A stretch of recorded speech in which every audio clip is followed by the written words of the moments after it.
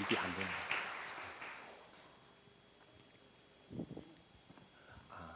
이쪽이 안 되는 것 같습니다. 예.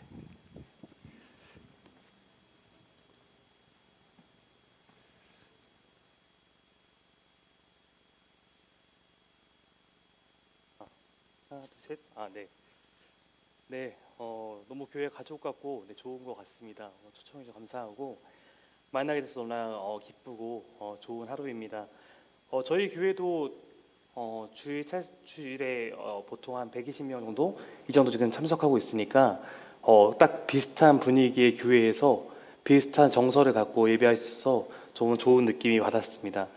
오늘 아침에 차를 타고 교회 오는데 사실 지금 조금 이제 목이 좀 안 좋아서 걱정하는 마음에 이렇게 기도를 하는데 하나님 주시는 마음이 뭐였냐면 네가 하는 거 아니야, 내가 하는 거야 라는 마음 주셔갖고 오늘도 저는 최선을 다할 뿐이고 하나님께 역사하시길 기대하면서 함께 말씀 나누도록 그렇게 하겠습니다. 저는 시카고에 6년 전에 미국에 오면서 한번 방문해보고 지금 두 번째 방문입니다. 6년 전에 왔을 때는 사실 큰 고민과 숙제를 안고 미국에 오게 되었습니다.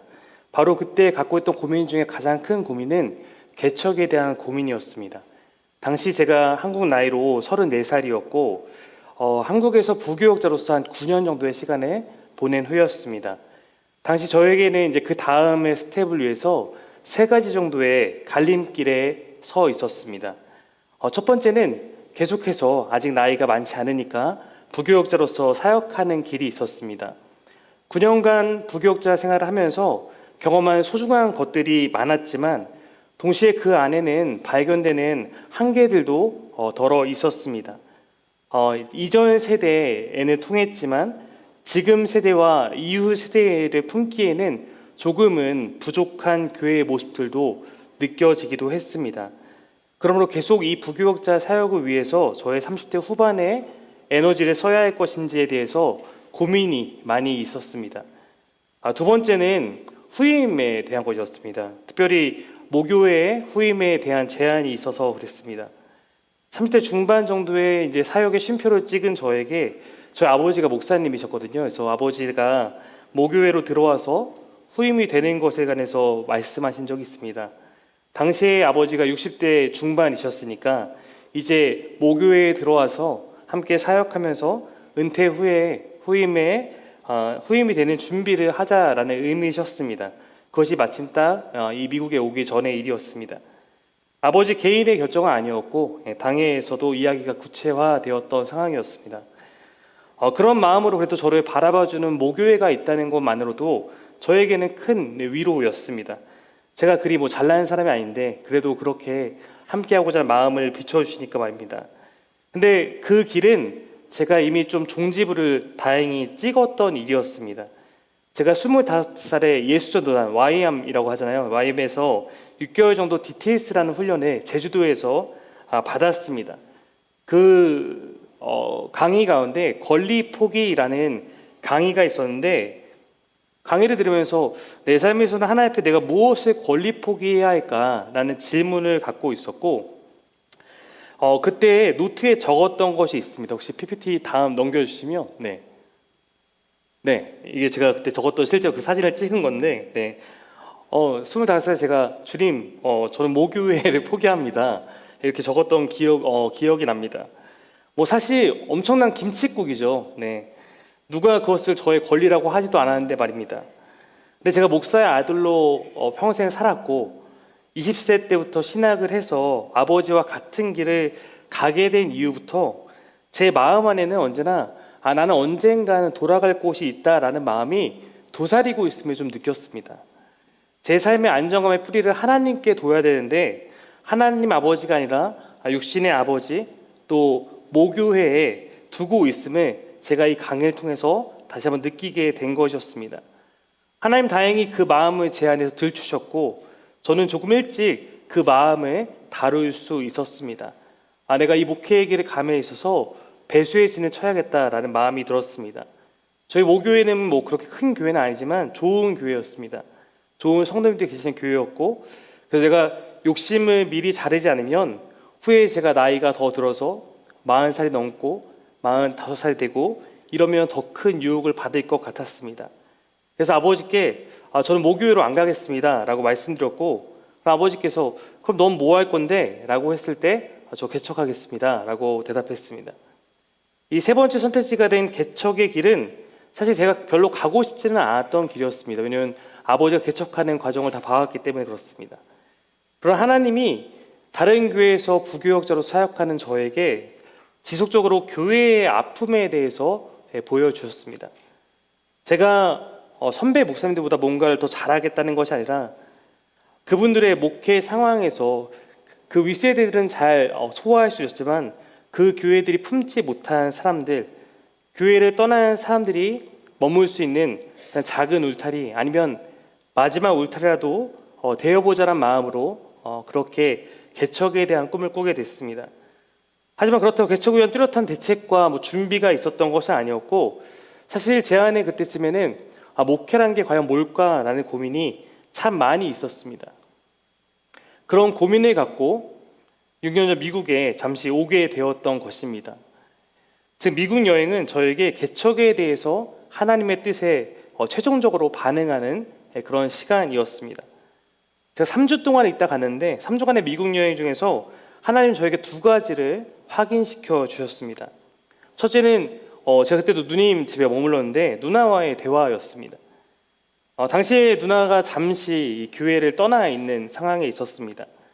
3주간 흔히 말하는 가나안 성도와의 교제, 그 마음을 듣는 시간을 통해서 그동안 제가 생각하고 바라보지 못했던 부분들을 더 볼 수 있게 되었고, 이 시대에 가나안 성도가 넘쳐난다는 이 시대에 어떤 필요를 담당할 교회를 개척해야 할지를 깨닫게 해주셨습니다.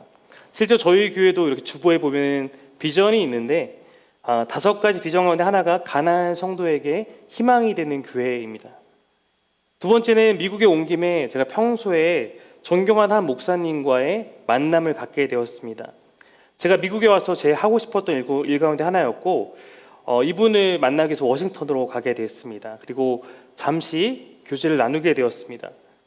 목사님, 제가 개척에 대해서 이러이러한 고민을 갖고 있습니다. 말씀드리면서 이런 질문을 드렸어요. 목사님, 도대체 목회란 것이 목사님은 무엇이라고 생각하십니까?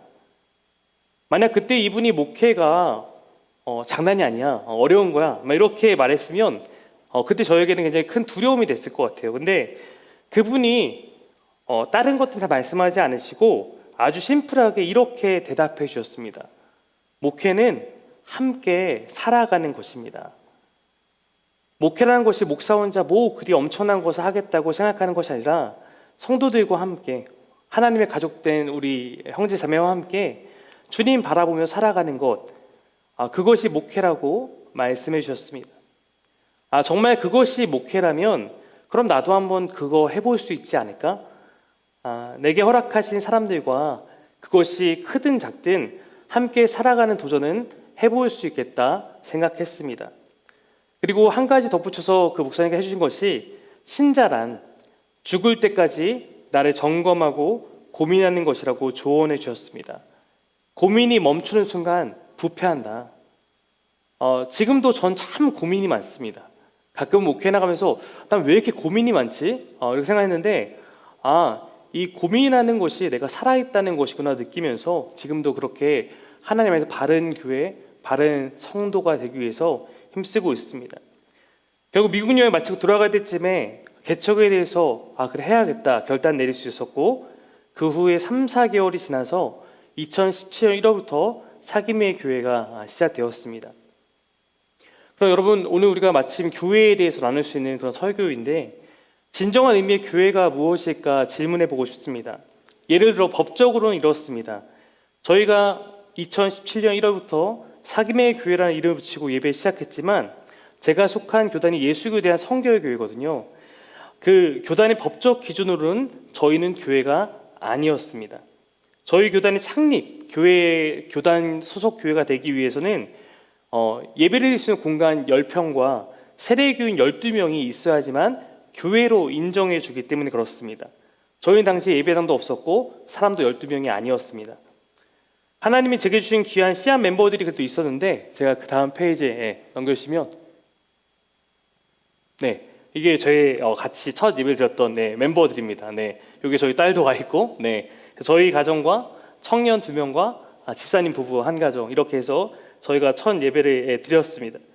그리고 그때 첫 예배는 이 집사님 가정에서 한 번 예배를 드린 이후에는 저희는 회의실에서 예배 드렸어요. 하나 넘겨주시면, 네, 그래서 왼쪽에 있는 게 회의실 문 앞에다가 이렇게 배너 하나를 두고, 네, 이곳은 사기배 교회입니다. 그래서 한 15표 정도 되는 회의실에서 저희가 첫 예배를 드리고 여기서 한 6개월 정도의 예배를 더 드리다가 그 이후에 이전을 하게 되었습니다.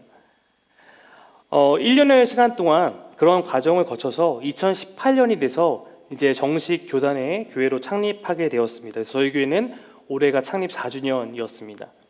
이것이 법적 기준에서 말하는 교회라는 정의일 겁니다. 하지만 아시다시피 성경이 말하는 교회의 본질은 예수님을 믿는 사람들의 모임이기 때문에, 그리고 목회는 아까 그런 사람들과 함께 살아가는 것이기 때문에 창립은 2018년이지만 그 이전의 1년도 저희는 주님 앞에서 교회였다고 믿습니다. 비록 우리가 건물이 없어도 교회요. 네, 몇 사람이 모여 있어도 교회일 것입니다. 저희는 두세 사람이 모인 곳에 함께 하신다는 예수님의 약속을 믿고 시작했고 지금도 그 하나님께서 지켜주고 계신다고 믿고 있습니다. 그럼 여러분, 오늘 한번 우리가 성경으로 한 걸음 더 교회에 대해서 들어가 보고 싶은데, 혹시 성경에서 교회라는 단어가 가장 먼저 사용된 구절이 어딘지 아십니까? 성경에서 가장 먼저 교회라는 단어가 등장한 곳은 바로 이 말씀인데요. 마태복음 16장 18절 말씀 한번 같이 한번 읽어보겠습니다. 시작.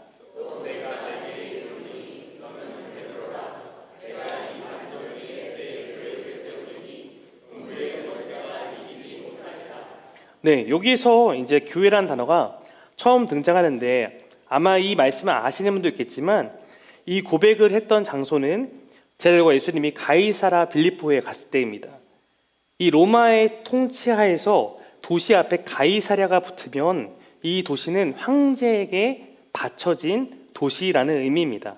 가이사랴 빌립보는 황제에게 바쳐진 도시라는 뜻이었고, 거기에는 로마의 황제였던 티베리우스 황제의 흉상 등이 세워져 있었고 그를 예배하는 어떤 예배 처소 같은 것도 많이 있었습니다. 바로 그것이 뻔히 보이는 그런 곳에서 예수님께서 제자들에게 물으시는 겁니다. 너희는 나를 누구라고 믿냐? 그렇기 때문에 이 질문이 더 의미 있어지는 겁니다. 로마 시대에는 황제 숭배가 대세였습니다. 황제에게 복종하면 그 황제의 권력 안에서, 그의 강력한 힘 안에서 너희가 평화로워질 거야. 그것이 뭐냐면 팍스 로마나입니다. 로마라는 이 제국의 그 권력 구조 안에 들어가 살아갈 때 로마가 주는 강력한 힘 안에서 평화를 누릴 수 있다. 이게 팍스 로마나예요. 근데 팍스 로마나라고 하는데 팍스 로마나를 유지하기 위해서 로마가 시행했던 형벌이 뭡니까? 십자가입니다. 십자가형은 사람을 발가벗겨서 가장 높은 곳에서 공개 처형하는 거예요. 달아놓는 겁니다.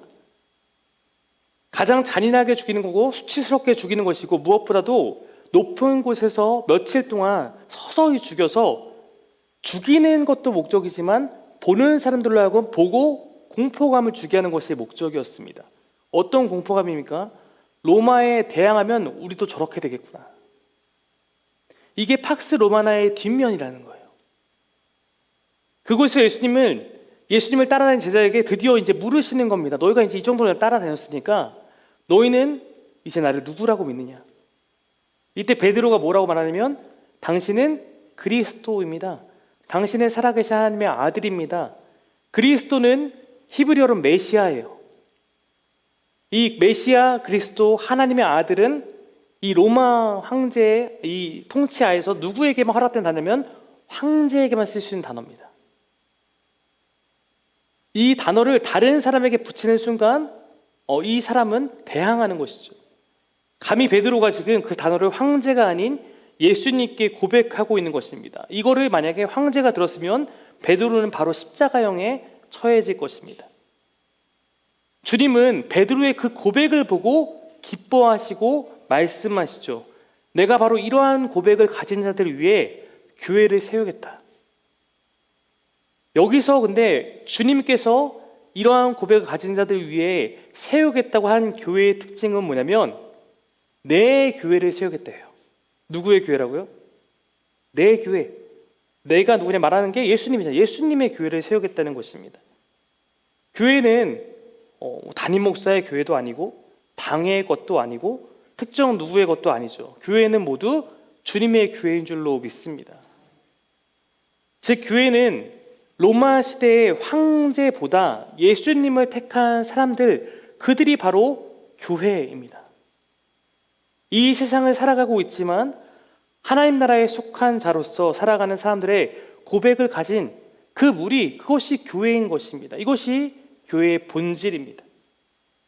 교회는 세상 가운데서 구별된 마음으로 나는 세상이 어떠하든지 예수님을 따라 살아갈래 라고 난 예수 따라갈래요 하는 결단, 그 돌이킴, 회심, 그 변화가 가장 중요하기 때문입니다. 이것은 오늘 이곳을 예배하는 저와 여러분에게도 반드시 있어야 되는 결단입니다. 지금은 로마 시대가 아니에요. 황제 숭배가 없습니다. 그러나 로마 시대에는 황제 숭배가 대세였다면 지금의 세상에도 세상의 여러 가치관들이 우리를 자극합니다. 돈, 부동산, 주식, 권력, 인기, 이것이 더 믿을만하다고, 더 소중하다고, 더 나를 채워준다고, 내 삶을 바꿔준다고 말하고 있는 시대에 우리 살고 있습니다. 우리가 그 안에서 갈등하게 되는 현실이 얼마나 많이 있습니까? 로마 시대에도 그랬던 것처럼 지금 우리 시대도 다르지 않습니다. 세상의 대세를 따르지 않으면 나 뒤처지는 거 아닐까? 위험한 거 아닐까? 남들 다 이렇게 사는데 나만 이렇게 살면 난 바보 되는 거 아닐까? 이 시대가 우리에게 주는 위협입니다. 그 위협 안에서 우리는 하나님 나라의 정체성을 지킬 것인지 어쩌면 날마다 갈등하는지도 모릅니다. 그러나 그 안에서 하나님을 바라보고 살겠다고 선언하고 그렇게 살아가기 위해서 함께 모인 우리를 주님은 너희가 내 교회야 라고 부르시고 내가 그 교회를 지키겠다고 말씀하시는 것입니다. 그리고 사실 우리에게는 우리의 힘으로 그 유혹을 이길 힘이 없습니다. 그러나 그 유혹 앞에서 이 말씀을 기억하면서 주님이 주신 약속을 기억하면서 이 진리를 붙들고 받아들이는 것, 그것이 주님이 교회에게 원하시는 것입니다. 음부의 권세가 이길 수 없다는 것은 그 고백이 흔들리지 않는 한, 내가 주님 손을 놓지 않는 한 교회의 앞날은, 성도의 앞날은 주님께서 지키겠다고 약속하시는 것입니다. 네, 믿으십니까? 우리 일컬어 성도라고 하죠. 한 장 넘겨주시면 성도라고 합니다. 네, 목사도 성도죠. 네, 성도고 그 안에 우리가 직책을 갖고 있을 뿐이죠. 성도는 거룩한 무리라는 의미입니다. 여러분, 거룩함이라 그러면 저는 이 단어가 너무 종교적으로 받아들일 수 있다고 생각하기 때문에 저희 교회에서는 항상 이 단어를 현대적으로 해석해 드리는데, 이 거룩함을 현대적으로 해석한다면 구별됨입니다. 거룩이란 세상에 속된 것과 구별되는 하나님께 속한 것을 의미하기 때문입니다. 즉 성도란 세상에서 구별되어 살아가는 하나님 나라의 백성을 의미하는 것입니다. 근데 이 구별을 우리가 잘못 이해하면 구별이 아니라 단절로 오해합니다. 교회는 세상과 단절되어 살아가는 존재는 결코 아닙니다. 왜냐하면 하나님은 세상 따로 성도 따로 지으신 것이 아니라 세상 가운데서 빛과 소금의 역할을 감당한 존재로 우리를 세상 가운데 두기 원하셨고 세상 가운데서 부르셨기 때문입니다.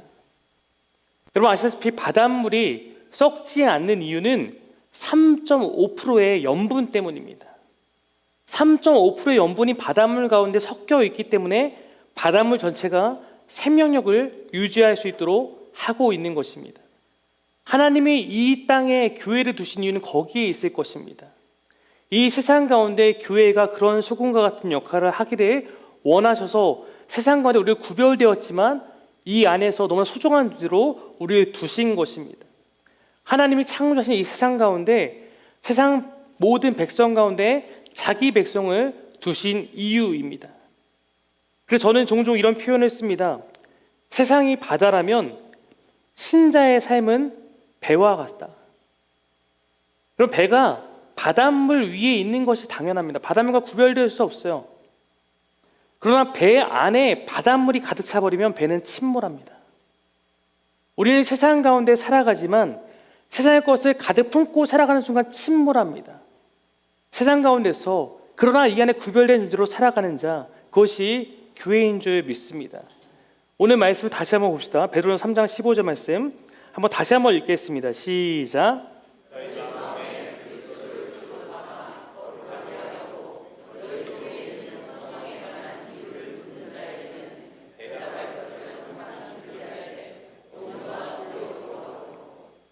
네, 그리스도를 주로 삼아라고 말하죠. 주로 삼는 것은 세상이 믿고 의지하는 것과 다른 삶, 나는 그리스도를 주로 삼겠다라고 아까지 우리가 다짐하고 결단한 것입니다.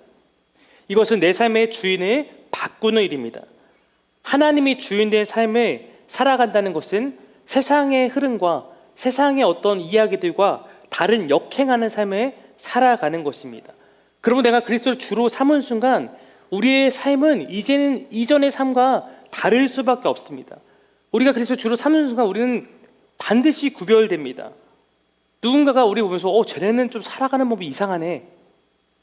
얘는 예수 믿어도 좀 이상해지고 있네. 이런 반응을 보이게 만듭니다. 그런 반응을 듣고 있다면 잘하고 계신 거예요.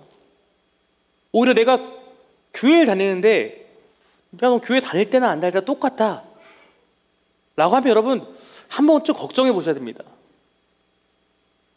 그것이 예수를 따른다는 것이 우리를 불편하고 우리 세상 가운데서 좀 희생하게 만들 수 있지만 분명히 우리의 삶은 예수 그리스도를 주로 품은 순간 세상 사람들이 살아가는 것과 드러나는 차이를 만든다는 것입니다. 진짜 그렇게 살아가고 있다면, 진짜 그리스도가 주가 되었다면 반드시 그렇다는 것입니다.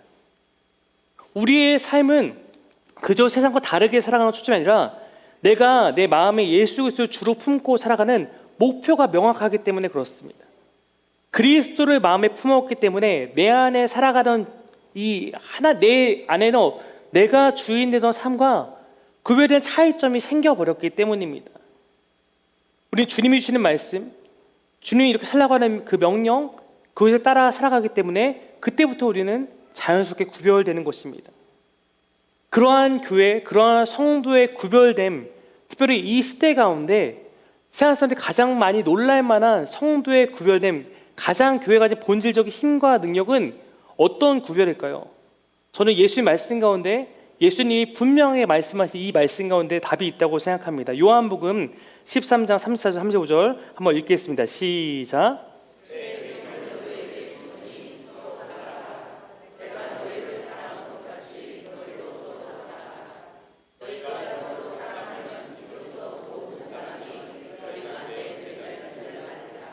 아멘.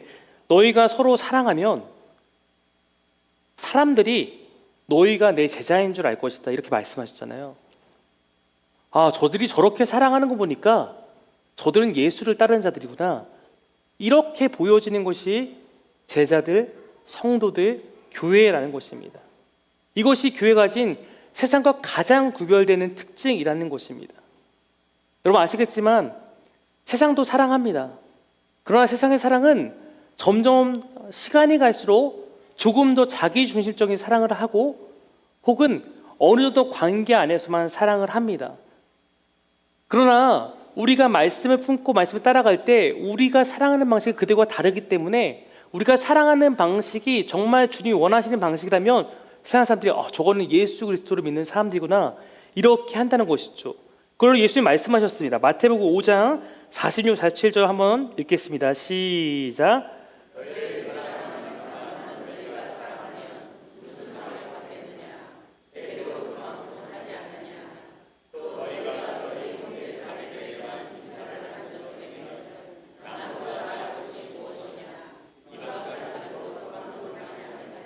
네, 여러분 46절 봤을 때 너희를 사랑하는 사람만 너희가 사랑하면 무슨 상을 받겠냐? 세리도 그만큼 하겠다 이거잖아요. 세리는 당시 마태복음 유대인에게 쓴 책인데 유대인들 사이 세리는 가장 기대할 것이 없는 사람들을 의미합니다. 그러니까 우리가 봤을 때 가장 사랑하지 않을 만한 사람들도 야, 그 정도 사랑은 한다 이런 얘기입니다.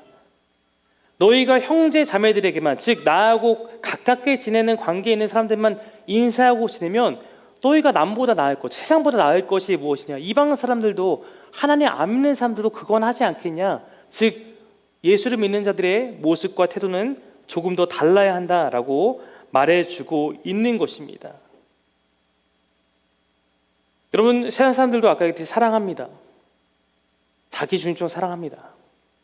양심에 따라서 선을 행할 때도 있습니다. 그러나 우리는 나의 본능적인 양심과 어떤 자기 중심성이 아니라 하나님 중심성 안에서 주님이 주신 마음 가운데 사랑하기 때문에 내가 할 수 있는 사랑 이상의 것을 할 수 있는 줄로 믿습니다.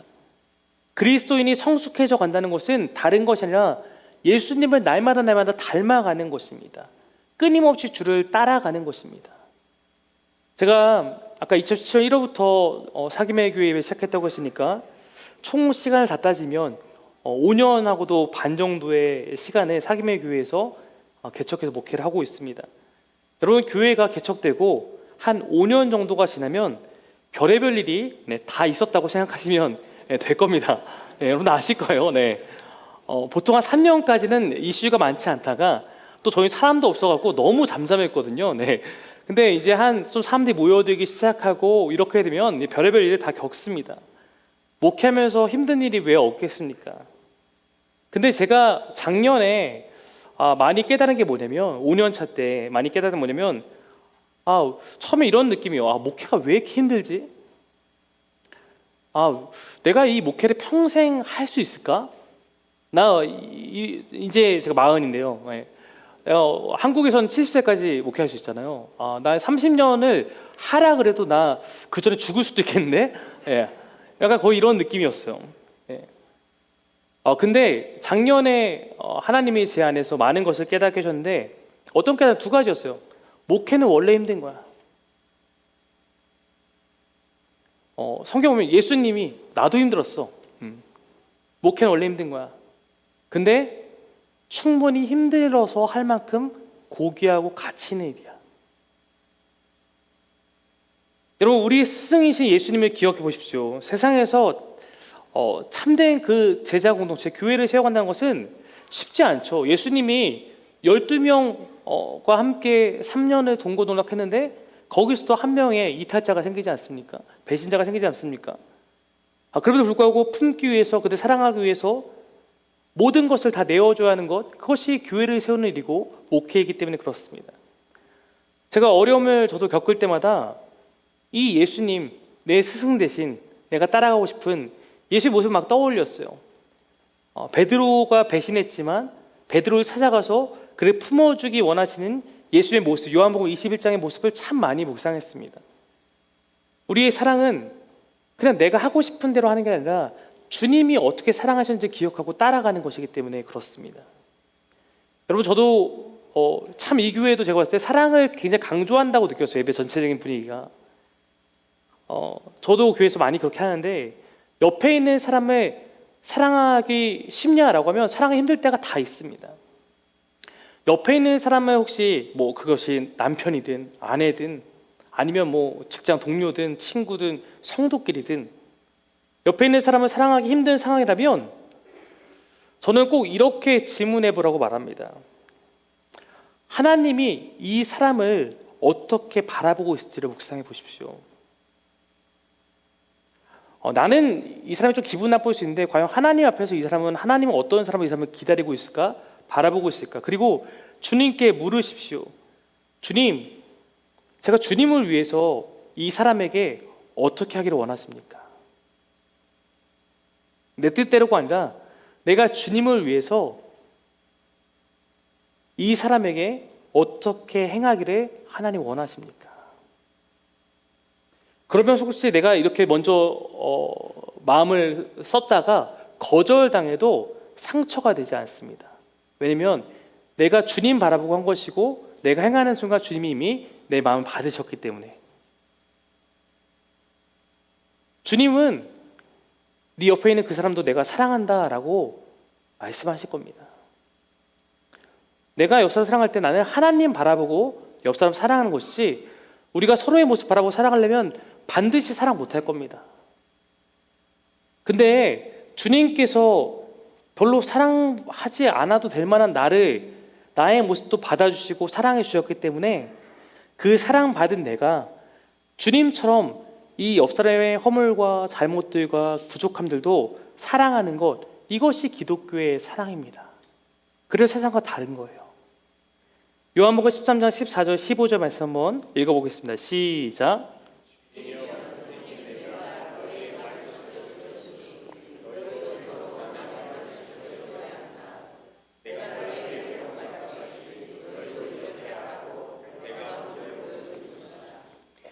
예수님께서 제 발을 씻기신 다음에 뭐라고 말하냐면, 내가 원래 너에게 이렇게 하는 것이 세상의 이치와 맞지 않지만, 왜냐하면 세상에서는 뭐 스승이 제자의 발을 씻기는 것도 안 맞을 뿐더러 유대인들 사이에서는 종도 발을 씻기지 않습니다.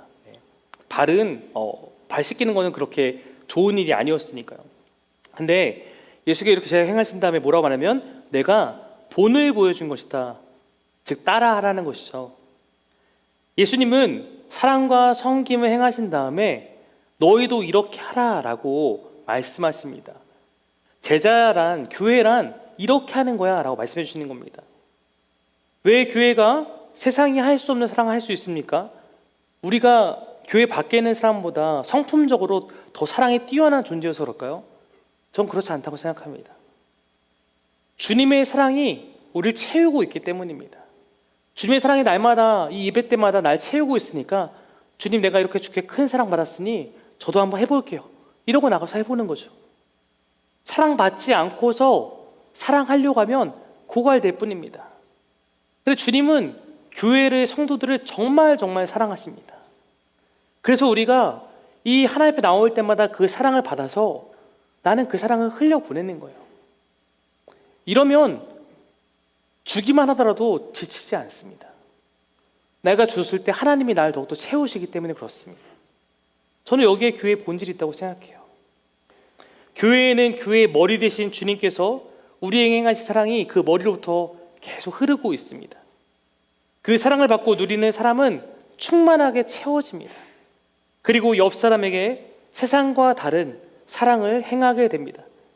그 사랑을 내가 지금은 주고 있지만 언젠가 이 사람이 하나님께 받은 사랑, 또 나를 아껴준 사람이 받은 사랑을 기억하면 이 사람도 어느 순간 누군가에게 그 사랑을 흘려보내기 때문에 교회의 생명력이 유지되는 것이고, 그렇게 예수 그리스도로부터 2000년이 지난 지금까지 그렇게 사랑이 흘러오고 있는 것입니다. 그래서 교회는 그로 말미암아서 우리가 세워져가는 모습, 우리가 지내는 모습이 세상과 구별되는 거예요. 저 이것을 업사이드 다운 킹덤이라고 이렇게 표현했는데, 네, 한번 넘겨주시면, 네, 거꾸로 된 나라라는 것입니다. 세상은 피라미드 구조라고 저는 생각합니다. 세상은 이렇게 피라미드 구조잖아요. 위로 올라갈수록 소수의 사람이 더욱더 많은 것을 누리고 이렇게 살아가는 것이 모든 세상의 어떤 모습과 같을 것입니다. 위로 올라갈수록 편해지고 더 많은 것을 누립니다. 만약 교회가 똑같이 피라미드 구조적 교회로 머물고 있다면 그것은 주님의 교회가 아닐 것입니다. 그것은 세상의 가치관을 따르고 있는 것입니다. 교회는 신앙이 깊은 사람일수록, 교회의 리더일수록 기꺼이 다른 사람을 위해서 더 불편해지는 삶을 살아가는 것입니다. 내 시간과 에너지를 다른 사람을 위해서 내어줄 수 있는 사람이 되는 것입니다. 위에 세상에서는 직책이 올라가면 편해지지만 교회 안에서는 더 성숙해 갈수록 교회 안에서 다른 사람을 위해서 시간과 에너지를 내어주며 사랑해 가는 것입니다. 그렇게 할 때 교회가 구별되는 것입니다. 오늘 이 예배에 오신 분 가운데, 저는 여러분 잘 모르지만 이 예배 가운데 언제나 이 예배 모임에, 교회 모임에 올 때마다 가장 편하고 가장 대접받는 분들은 처음 오신 분들, 초신자가 되어야 될 것입니다. 그래야지 주님의 교회입니다. 이 안에서 오래 섬기신 분들 이미 그렇게 하고 계시지만 우리 장로님들 또 우리 목사님 또 우리 이 교회의 어떤 중심적인 역할을 하고 있는 분들이 내가 남들보다 더 일찍 오고 더 많은 시간을 쓰고 더 많은 에너지를 쓰고 그것을 기쁨으로 해나갈 수 있기를 소망합니다. 그렇게 된다면 이 공동체 자체가 우리의 존재 자체가 세상을 향한 메시지가 됩니다. 주님이 우리를 위해서 가장 낮은 모습으로 섬기고 시간과 에너지뿐만 아니라 목숨까지 내어주셔서 사랑하셨던 것처럼 우리도 그 사랑을 받았으니 그분을 따라가는 삶을 살아가기를 원합니다. 제가 미국에 올 때마다 늘 기대하지만 단 한 번도 못한 것이 있다면 NBA 경기를 보는 겁니다. 제가 농구를 정말 좋아합니다. 그래서 제가 그 6년 전에 왔을 때도 하필이면 비시즌에 온 거예요. 농구를 안 하는 지금 비시즌이잖아요. 비시즌 왔는데 그래도 그 3주 동안 너무 아쉬워서 경기장만 6곳을 간 것 같아요. 네. 그래서 팀 스토어만 가서 그냥 요만한 거 하나씩 사오고 이렇게 했었는데 다음엔 꼭 와서 NBA 경기를 봐야지 했는데 못 봤습니다. 이번에도 비시즌이어서. 어제도 그래서 유나이티드 센터에 갔다 왔습니다. 근데 특별히 이 시카고라는 이 도시는 NBA라는 이 미국 프로농구의 한 획을 그은 그런 도시인 걸 아마 다 아실 겁니다. 아시가 마이클 조던이죠. 마이클 조던은 이 선수는 많은 선수들의 롤 모델입니다. 근데 조던을 따라하는 사람 가운데 가장 대표 주자가 지금 옆에 있는 이 코비 브라이언트죠. 근데 그는 평생 이 다음 장 넘겨주시면 이 코비가 안타깝지만 헬리콥터 사고로 사망을 했잖아요. 이 조던이 눈물을 흘리면서 이렇게 코비에 대해서 이렇게 말하는 거죠. 그가 항상 이렇게 나에게 연락을 해서 이것을 가르쳐달라, 이것을 알려달라 이렇게 할 만큼 날 따라가기 위해서 열심히 했던 그런 너무나 좋은 형제였다 이렇게 말하는 거잖아요. 근데 재미있는 거는 이렇게 했음에도 불구하고 그는 조던의 업적의 거의 모든 분야를 다 못 넘었어요. 평생을 이렇게 했지만 조던을 뛰어넘었다라고 보기에는 다 조금씩은 부족했습니다. 근데요, 그만큼 위대한 선수가 되었습니다. 다음 장 넘겨주시면 이거죠. 왼쪽이 코비고 오른쪽이 마이클 조던인데 둘의 업적을 비교하면 거의 되게 유사한 이 그래프를 갖고 있지 않습니까? 마이클 조던을 항상 보고 따라했던 이 코비 브라이언트는 마이클 조던을 뛰어넘었다고 말할 수 없겠지만 마이클 조던 바로 밑에 자리까지 인정받는 그런 선수가 되고 조던이 어쩌면 그 포지션에서 1위 선수라면 누구나 2위 선수는 코비를 꼽을 만큼 그런 엄청난 선수가 되었습니다. 그리고 이제 코비를 보고 자란 선수들은 코비 브라이언트를 따라합니다. 여러분, 제가 뭘 말하고 싶으냐면 교회가 바로 이런 공동체예요.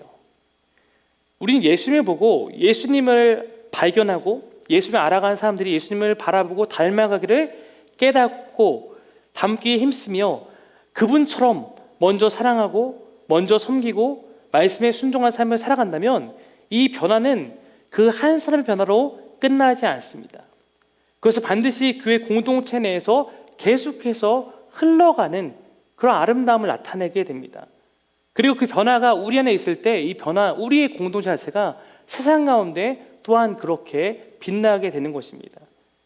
제가 속한 사김의 교회나 우리 사랑하는 우리 시카고 브릿지 교회나 우리가 모두 그렇게 주님 닮아가는 교회 되기를 간절히 원합니다.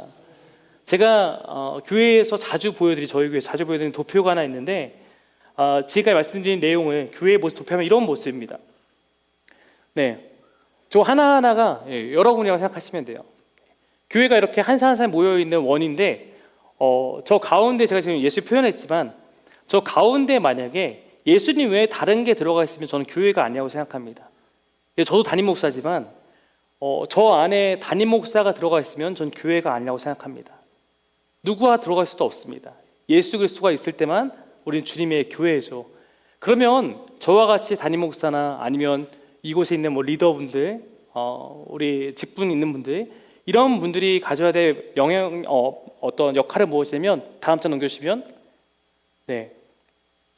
예수님께 예수님 닮은 모습으로 먼저 한 걸음 나아가서 다른 사람들이 봤을 때 저게 예수님 닮아가는 거구나, 저게 예수님처럼 사랑하는 거구나, 난 예수님을 닮아가는 게 뭔지 몰랐는데, 우리 목사님 보니까, 우리 장로님 보니까, 우리 집사님 보니까, 저 사람처럼 저렇게 살아가면 되겠구나 라고 할 때, 또 넘겨주시면, 또 누군가가 그런 삶을 살게 되고, 또 누군가가 그런 삶을 살게 되고, 이렇게 살아가다 보면 어떻게 되면, 하나 더 넘겨주십시오. 결국에는 다 예수님 닮은 모습으로 더욱더 살아가고, 그때 사실 우리의 관계도 원래는 멀리 있었지만 예수께 향으로 다가가면 자연스럽게 더 가까워지고 하나님의 사랑 가운데 정말로 하나님의 가족된 공동체가 될 수 있다고 저는 믿고 있습니다. 그런 교회가 되기를 꼭 바랍니다. 말씀 마무리하겠습니다. 우리에게 맡겨진 이 시대가 참 만만치 않은 도전의 시대라는 것을 알고 있습니다. 많은 교회가 세워졌다는 것은, 많은 교회가 세워졌다가 곧 사라져버리는 것도 부인할 수 없는 사실입니다. 제가 미국의 상황은 잘 모르지만 아마 그럴 거라고 생각하고, 한국도 정말 심각할 지경입니다. 그러나 제가 느끼는 이 시대의 소망은 무엇이냐면, 이 시대에도 교회를 여전히 찾고 갈망하는 사람이 참 많다라는 거예요. 이 시대에 정말 많은 사람들이 교회를 찾아 헤매고 있습니다. 주님을 닮아가는 교회, 정말로 세상과 다른 모습으로 사랑하는 교회, 나도 그런 교회에서 함께 머물고 싶어서 여전히 교회를 찾고 있는 사람이 저는 이 시대에 많고, 우리가 그런 사람들을 품을 수 있는 교회가 되어야 된다고 생각합니다. 하나님을 믿고 싶지만 이런저런 이유로 교회를 떠나 있는 사람들이 참 많은 시대입니다. 진정한 교회의 출현을 기다리는 성도가 셀 수 없다고 저는 생각합니다. 저희 교회도 지난 5년 동안 참 많은 성도가 찾아왔고 가족이 되었습니다. 그 중에는 교회에 대한 아픔이 있는 사람들도 참 많고요, 다시 하나님 찾아 용기를 낸 사람도 참 많습니다.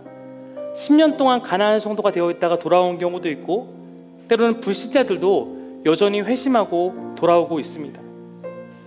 이 교회가 예수님을 진짜로 닮아간다면, 저는 이 시대가 아무리 어두워도 우리가 이 가운데서 주님이 원하시는 빛에 비추는 교회가 될 수 있다고 생각합니다. 한 장만 더 넘겨주시면, 여러분 이거 뭐죠? 달입니다. 여러분 아십니까? 달은 스스로 빛을 낼 수 없습니다. 근데 어떻게 어둠을 비칩니까? 태양의 빛을 반사해서 어두운 밤에 빛을 밝혀줍니다. 저는 여기에 우리의 희망이 있다고 생각해요. 내가 스스로 빛나야 된다면 저도 그러지 못하지만, 우리가 해야 될 역할은 예수의 사랑 받은 것 그대로 잘 반사해서 누군가에게 보여준다면 우리가 이 시대에 충분히 어둠을 비출 수 있는 교회 될 수 있으리라 믿습니다. 제가 5년 전에 개척할 때도 교회에 대한 간절함이 있지만, 지금 정말 교회에 대한 간절함이 더 커졌어요. 정말 교회 잘 세우고 싶다, 정말 아름다운 교회로 세워져 가고 싶다. 교회를 찾는 사람들을 잘 품어주고 싶은 마음에서도 그렇고, 무엇보다도 이 시대를 향한 하나님의 그 마음을 잘 담을 수 있는 교회, 그 구별된 모습으로 세상에 교회만이 나타낼 수 있는 빛을 보여줄 수 있는 교회가 되기를 소망하고 있습니다. 오늘 말씀이 말했죠. 너희의 모습을 보고 너희 속에 그 품고 있는 소망에 관한 이유를 묻는 자들에게 너희는 항상 대답할 것을 준비하라. 우리의 모습 속에 세상에 없는 사랑과 성기의 모습이 나타나고, 여러분의 삶에서 진정한 행복이 고백되고 나타난다면, 그 모습을 지켜본, 그 빛을 지켜본 사람들은 궁금함을 자아낼 것이고, 그때 우리가 이렇게 변화된 이유, 우리가 이렇게 살아가는 이유, 그 이유가 예수 그리스도 때문에 그렇다고 말할 수 있어야 한다는 것입니다. 그것이 이 시대에 복음을 전하는 가장 소중한 방법입니다. 그래서 저는 오늘 이 설교를 이렇게 마무리하고 싶습니다. 우리 예배팀 올라주시고 한번 우리 성도님들은 같이 한번 이렇게 고백해 보면 좋겠습니다. 한 장 넘겨주시면, 한번 같이 고백해 봅시다. 시작.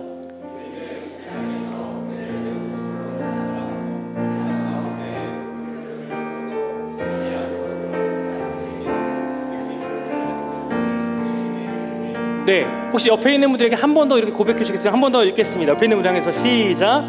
우리는 이 땅에서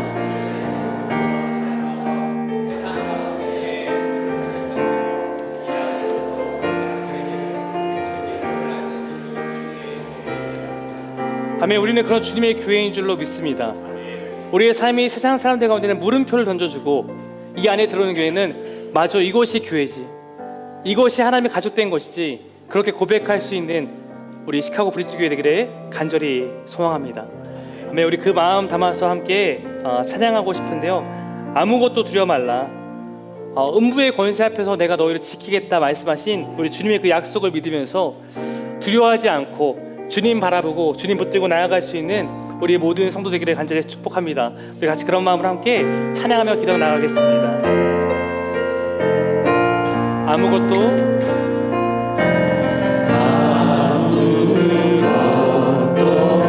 두려워 말라. 주 나의 하나님이 지켜주시네. 놀라지 마라. 놀라지 마라. 겁내지 마라. 주님 나를 우리 한번 우리 갑시다. 아무것도 두려워 말라.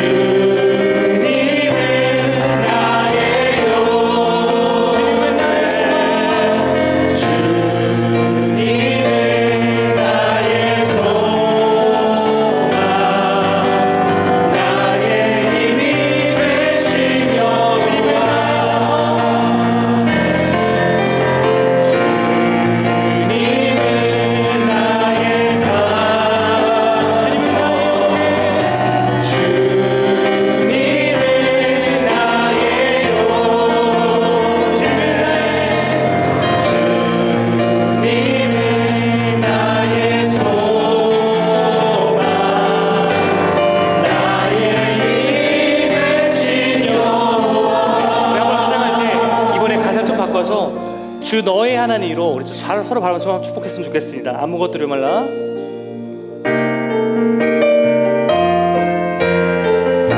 나를 너로 바꿔서 한번 더 고백합시다. 아무것도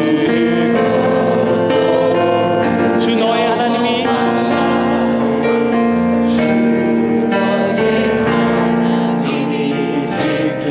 놀라지 마라. 겁내지 마라. 주님 너를 지켜주시네. 주님 너를 지켜주시네. 한 번 더 부릅니다. 아무것도 두려워 말라.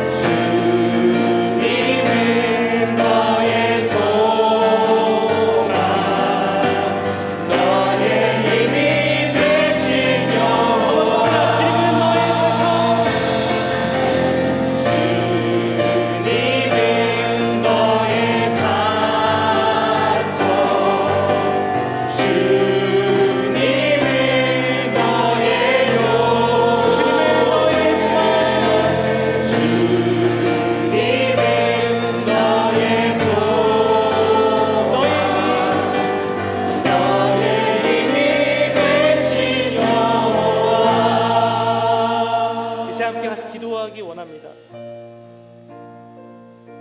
우리가 강하기 때문에 우리가 살고 있는 것이 아니고 우리가 강하기 때문에 이 교회가 안전한 것도 아닐 것입니다. 그러나 우리가 할 수 있는 것이 있다면 우리의 약함을 알고 우리의 강함이 되어주시고 이 교회의 주인 되신 주님께 붙어서 기대어 살아가는 것인 줄 믿습니다. 1년 동안 수고하셨지만 앞으로 해나가야 될 이 시대에 이 지역에 맡겨진 사명이 많은 줄로 믿습니다. 주님 붙들고 나아갈 수 있는 정말로 주님의 빛을 받아서 반사할 수 있는 세상 가운데 그런 교회 될 수 있기를 이제 같이 꿈꾸면서 주여 모르고 같이 기도하면 좋겠습니다. 기도하겠습니다. 주여 아버지 함께 하신 아버지 우리 교회 가운데 도와주시고 아버지 주님의 세우신 이 교회가 정말로 하나님 이것 가운데 정말 그 사명을 잘 감당해 나갈 수 있는 주여 인도하여 주옵소서. 아버지의 교회 의원이 하나님 교회 가운데 세우사니 이 안에서 정말로 이 시대에 맡겨진 아버지 마음을 알고 아버지 이것까지 맡겨진 아버지 뜻을 알고 아버지 그 나아갈 수 있기를 주여 인도하여 주옵소서. 이곳에 들어오는 모든 자들마다 하나님 간에 정말로 아버지 그 안에서 치유가 일어나고 아버지 하나님 내 소망하며 기도하기를 원합니다. 하나님 우리 심령을 열어주시고 주의 권능의 손길로 인도하여 주신 놀라운 교회가 될 수 있도록 우리 하나님 인도하여 주시옵소서. 우리의 연약함과 우리의 부족함이 너무나 많이 있지만 하나님의 영광과 주의 나라를 바라보는 믿음의 교회가 될 수 있도록 하나님 주의 부르짖은 그를 붙잡아 주시고 인도하여 주옵소서. 하나님의 주전을 달려와 앞으로 하는 나아갈 모든 일들 가운데에 하나님의 역사하심 아름답게 드러날 수 있도록 우리 하나님 인도해 주시고 역사해 주시길 간절히 원하며 기도하기 원합니다. 하나님 아버지 도와주시옵소서.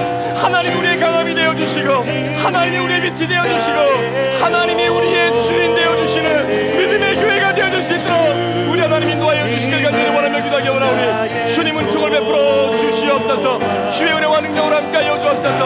우리 다시 한번 일어나 고백합니다. 주는 나의 반석 주님은 나의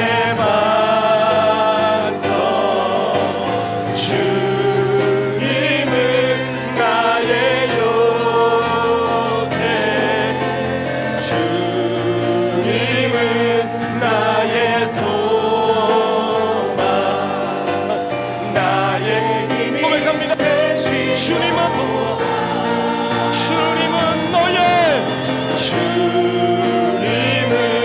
너의 산성 주님은 너의 요새 주님은 너의 소망 너의 힘이 되신 여호와.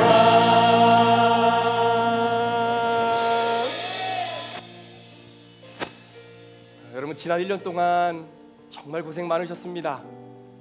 많이 힘들고 어려웠던 시간들을 뒤로 한 채 믿음의 소중한 길을 함께 걷기로 마음을 쏟아주시고 또 내린 한 걸음을 함께 걸어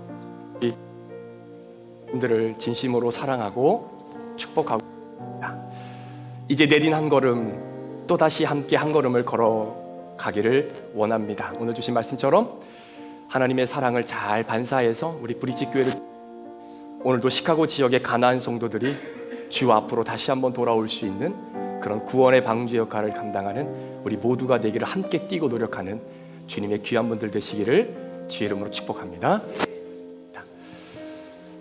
지금은 우리 구주 예수 그리스도의 귀하신 은혜와 우리 아버지 하나님의 무한하신 사랑하심과 성령님의 감화 감동 충만 교통 위로하시고 내주하심의 역사가 오늘도 이 땅의 진정한 교회가 되기를 다시 한번 소망하며 주님 앞에 그 사명을 믿음으로 감당하여서 이 세상에 죽어져가는 영혼들을 주 앞으로 인도하여 하나님의 놀라운 그 구원의 계획 속에 모두가 함께 행복한 신앙의 여정을 걷기로 우리의 삶 속에서 선교사적 사명을 감당하며 살기로 다짐하는 우리 사랑하는 귀한 성도들 머리머리 위에 이들의 가정과 직장과 사업터 위에 우리 사랑하는 귀한 교회와 자녀들 위에 태중의 생명들 위에 또 오늘 함께 예배에 참여한 모든 주의 백성들 위에 우리 선교사님들 위에 지금부터 영원토록 함께 계시기를 간절히 축원하옵나이다. 아멘.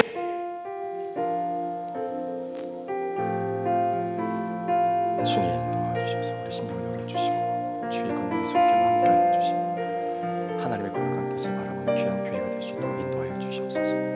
주님 도와주시길 원합니다. 주님의 선하신 뜻을 바라보며 나가길 원합니다. 주님 또다시 한 해를 주님과 걷기를 원합니다. 우리의 인도자가 되어 주시옵소서. 주님 주인 되어 주시는 교회로 다시 한번 회복시켜 주시옵소서. 감사를 드립니다.